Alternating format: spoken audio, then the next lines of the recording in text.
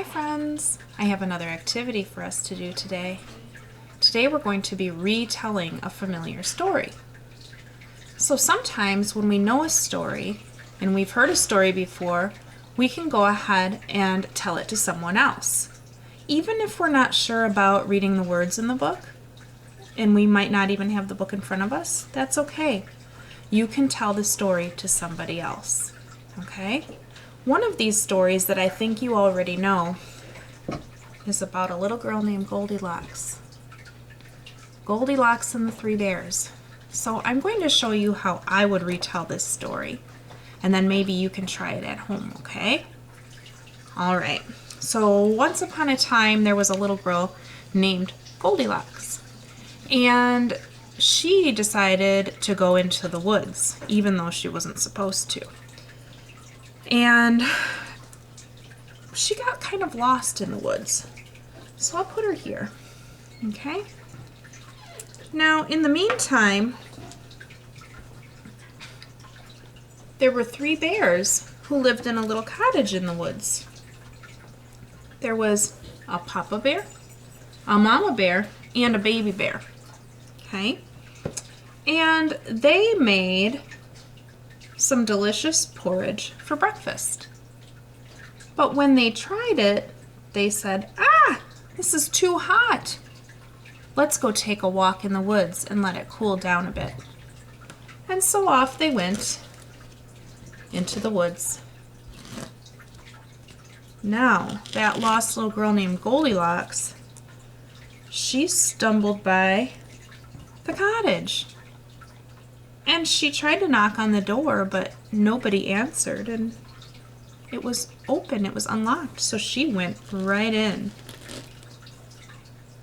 And she smelled the porridge, and she saw it sitting there, and she thought, I'm pretty hungry. I'm going to try some. First, she tried the big bowl of porridge, but it was too hot. Then she tried the medium-sized bowl of porridge, and it was too cold. So then she tried the small bowl of porridge, and it was just right. So she ate it all up. Well, after that, she was kind of tired. So she went to the living room, and she saw 3 chairs. First, she sat on the big chair, but it was too hard.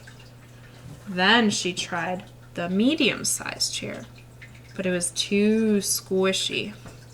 Then she tried the small chair, and it was just right. So she sat in there and rocked in it until, crack! She broke the chair. It was broken to pieces. Well, by this time, Goldilocks was pretty tired, so she went up the stairs and found 3 beds. First, she tried the big bed, but it was too big and too hard, not very comfortable. Then she tried the medium-sized bed.